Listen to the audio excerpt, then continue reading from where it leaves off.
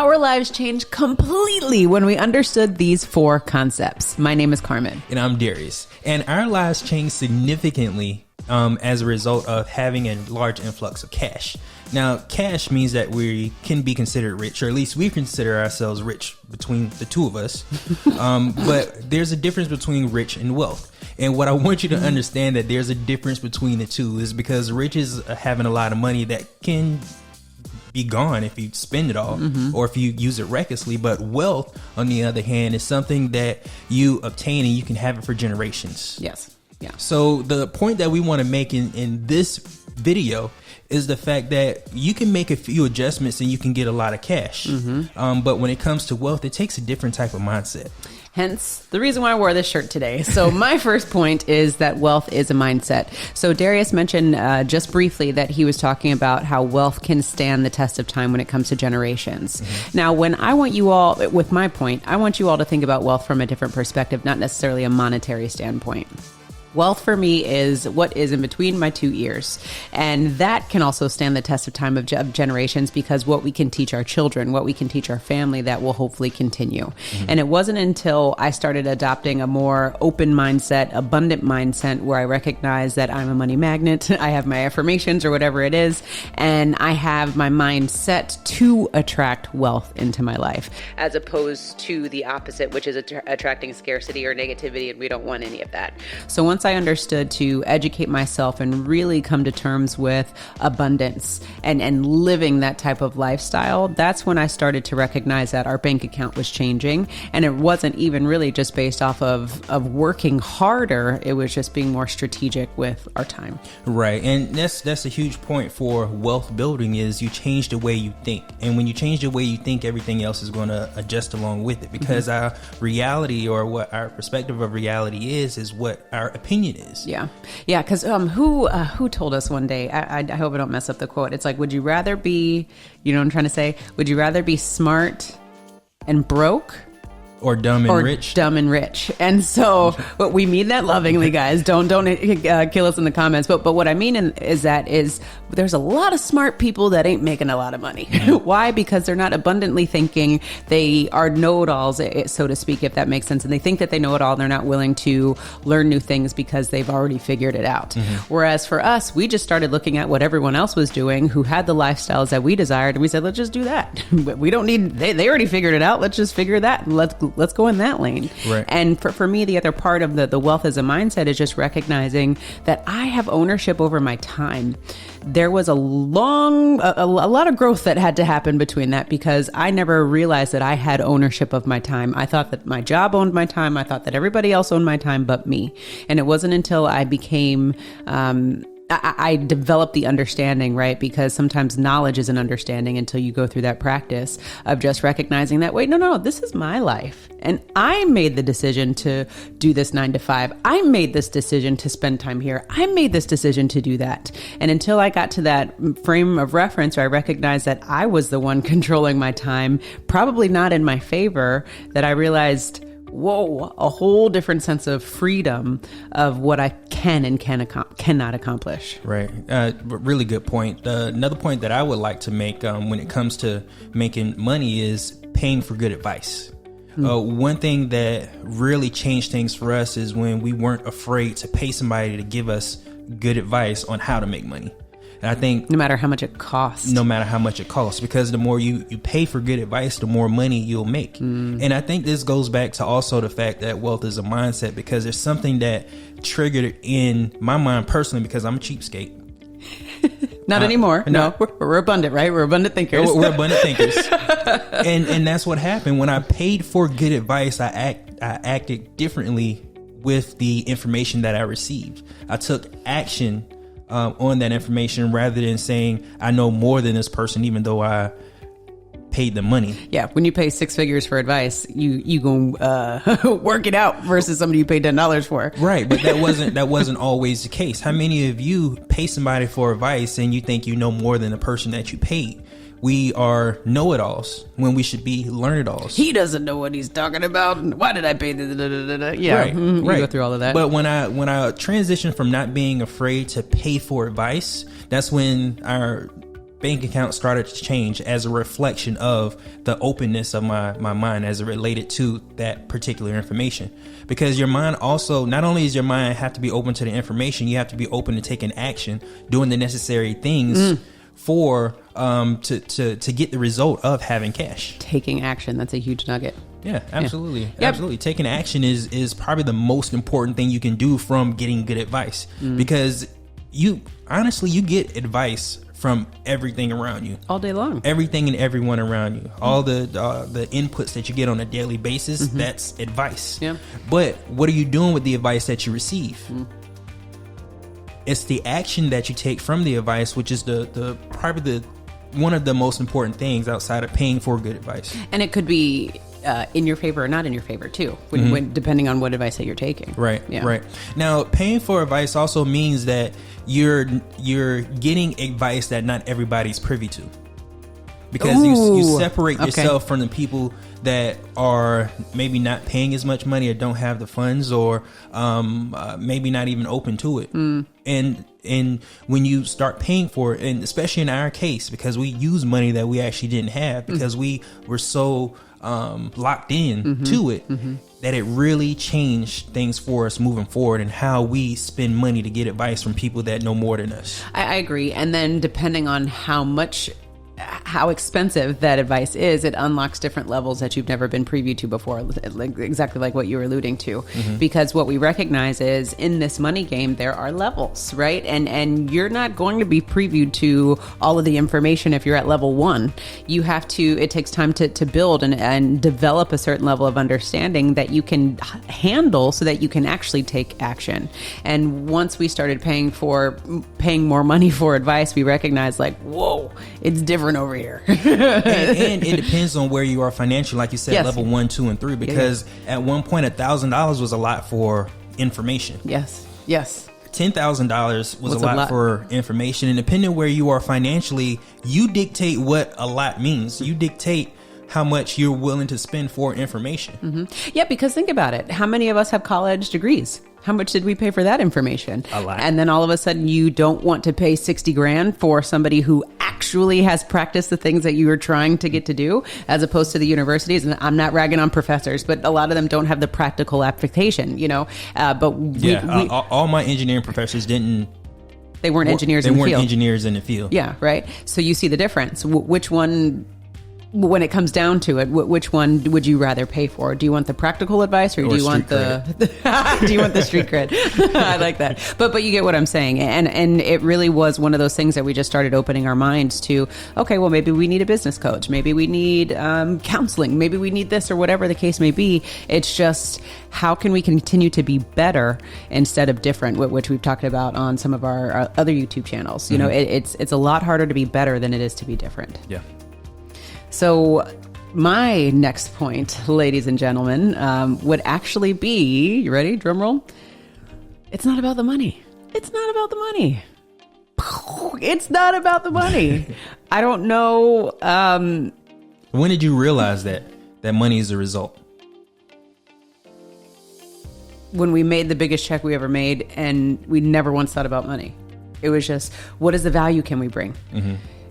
And we led with value. It was, what can we do? How can we serve? How can we dive as much knowledge into this product to give our audience, or to give other audiences, as much information as possible? And it was never, how much money are we going to make? It was, we got to act, we got to do this, we got to deliver. We showed up and we made the most money we've ever made. So I would say it's never about the money, it's about the value. Because once you understand the value that you're bringing, the value is going to dictate how much you get paid.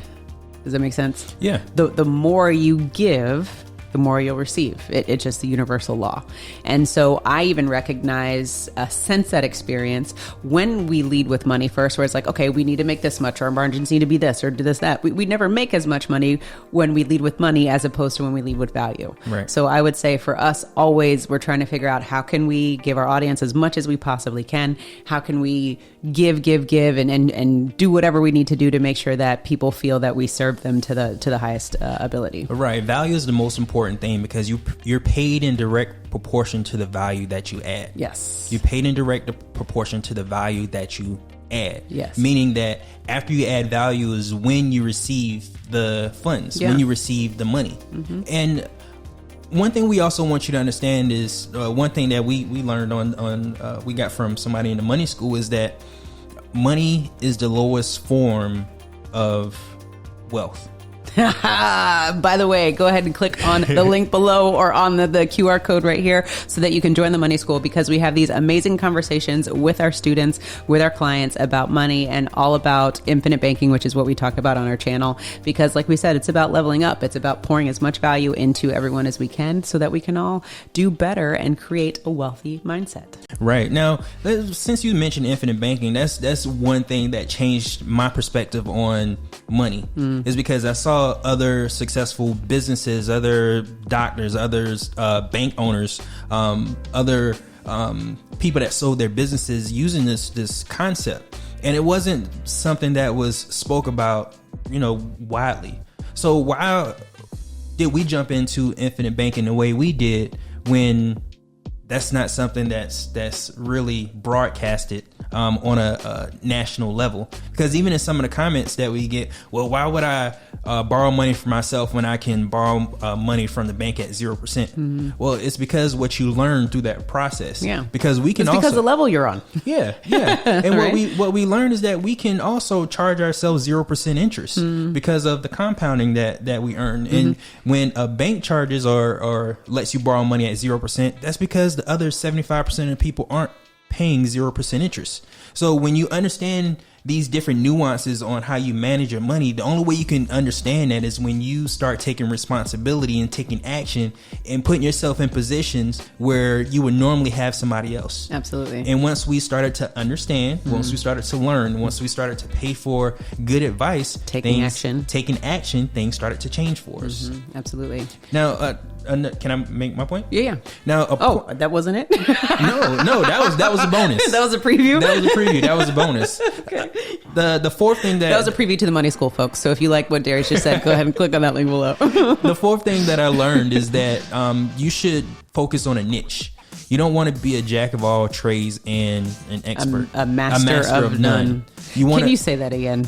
You don't want to be a jack of all trades and a master of none. And hold on. Did you guys hear that? And I say this because we did it too. We were like, we're going to sell this and that and that and that. We're going to be the Walmart of whatever because we got everything. But just don't do it. and I say this because when you focus on 7 things, you're not focused, right? You have to focus on one thing because there are riches and niches, and master that niche as much as you possibly can. And then maybe look into branching or spin-offs or whatever it is that you're doing. But we run into too many business owners that are trying to sell 17 products and they haven't mastered any of them. And sometimes that confuses your audience, right? Because the audience comes to you and they're like, wait, are they life insurance agents? Or are they stockbrokers, or are they, what are they doing? Are they retirement people? Like, what is their thing? And so you never want your audience to confuse what it is that you do, because you want to be the GOAT, right? Of your industry or whatever it is. Yeah, absolutely. And another reason why you want to pay for good advice is because you get reminded of the fact when you start acting outside of your expertise. Yes. Our accountant reminded me of this recently where I was telling him exactly what I wanted to do with our portfolio. And he was like, just focus on this one thing and let the money expand itself. Because money doesn't care who makes it. Only thing you have to do is deploy it. That's why you hire the right people to do the things for you, like financial advisors, insurance agents, accountants. Those are the people that have an expertise in managing and creating additional funds. So pay them to do those things for you, and you continue to focus on what makes you great, what makes you an expert. Why people continue to come to you is because you have an expertise.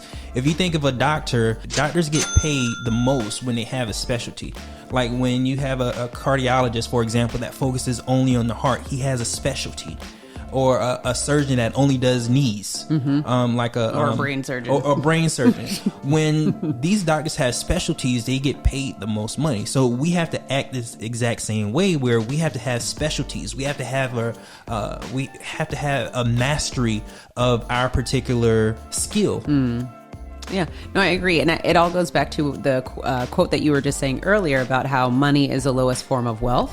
Everything that you were just explaining right now, you're saying people get paid this, people get paid that, but it all comes down to value and knowledge, right? People are getting paid more because of the value and knowledge that they have. So you always have to lead with the value.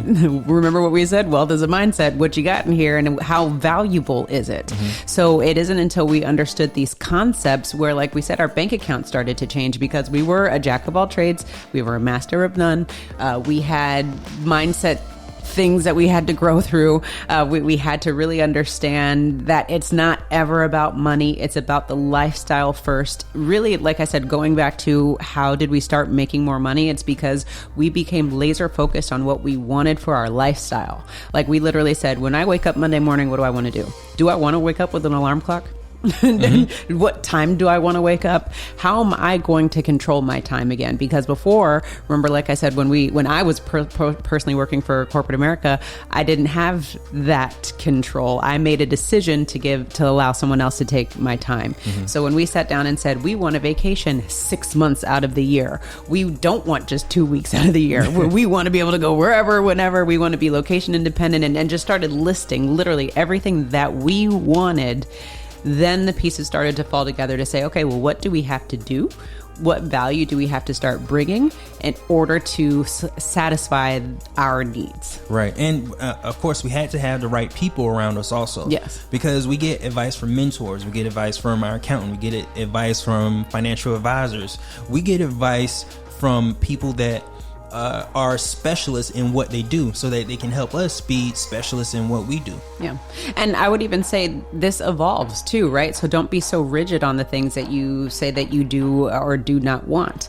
Because even for us, we just had a lifestyle switch. We have a daughter with medical needs. So that changed our lifestyle. We had to go back to the drawing board and say, okay, what does life look like? What does Mondays look like? Yeah. What does Tuesdays look like now that we have a different lifestyle switch? So I'm saying all these things again to you all for you to realize that when people talk about being wealthy or people talk about being rich, it's never about the money. Lead with the lifestyle, lead with value, and figure out what it is that you actually want. Right? Figure out what it is that you actually want. Reverse engineer this thing. What do I want first? Don't think about the money. What do I want? And don't think about what other people tell you that you want.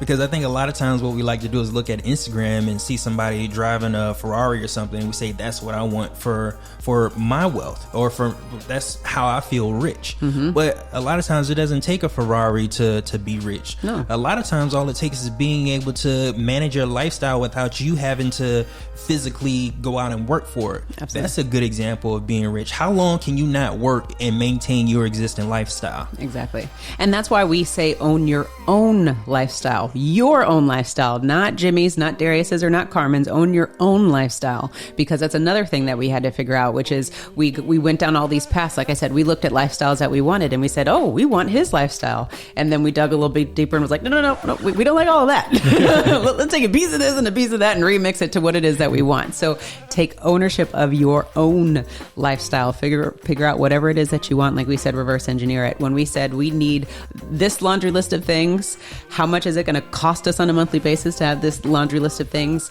That's how things started to fall into place. Now, you guys may see us in public and see me and be like, he ain't got no money. That's exactly what it's supposed to be like. Because so people that don't have money spend all their money trying to look rich, trying to look wealthy. Yes. And wealthy people, on the other hand, focus on having money. Yeah. They don't have to look a certain way because they already have it. Yeah. I can't tell you again, when y'all even go back to like our first videos, we were dressed up in our first videos. Yeah. Now we wearing a t-shirt. This is what I'm comfortable in, right? That was a laundry list. We didn't want to have to wear suits when we worked because it's not comfortable for me personally. I'm speaking for myself, and I'm speaking for Darius because he's rocking a t-shirt too.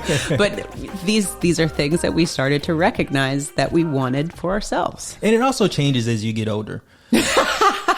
Right? You want more comfortable shoes. Yeah. You wear Asics instead of Nikes. Or is that marriage? No, I don't know. Whatever it is. Like, I got him. I ain't got to impress him anymore. So in any event, the things that made us, that changed our lives is the fact that wealth is a mindset. When we started changing our minds about how we attract wealth and how we create wealth, things started to really change for us when we started inside out instead of outside in. Yes. The next thing is having a niche. When you become a specialist in one particular thing, you're able to become an expert and you're able to add more value. What you want to do is drill deep instead of wide. Yes. Yeah. Right. And then another thing is you want to hire people that give you good advice. Don't be afraid to pay for good advice, because if you want good advice, you have to find you a specialist. You have to find you a specialist to give you the advice that you need, or somebody able to look at your specific situation that you articulate to them, and they give you a synopsis of what you need to do. Absolutely. And the fourth thing, I was saying, don't focus on the money. Money is a byproduct of the value that you add. You add value first, and then the money comes. Yeah. And these are just simple concepts. And again, I think we tend to overcomplicate things, but we're just trying to keep it simple, trying to keep it real with y'all. Like, stop focusing on everything else. Take these 4 steps, be real with yourself, do the work, take the action, and then see what comes from it. And it doesn't hurt to throw in some wealth affirmations there. I'm a money magnet, whatever it is. It's a part of mindset. Yeah, it's a part of mindset. So figure out what works for you, ladies and gentlemen. And if you are interested, go ahead and click on our next video so you can learn all about banking, so you can take more ownership of your wealth. Remember to own your own lifestyle, or someone else will.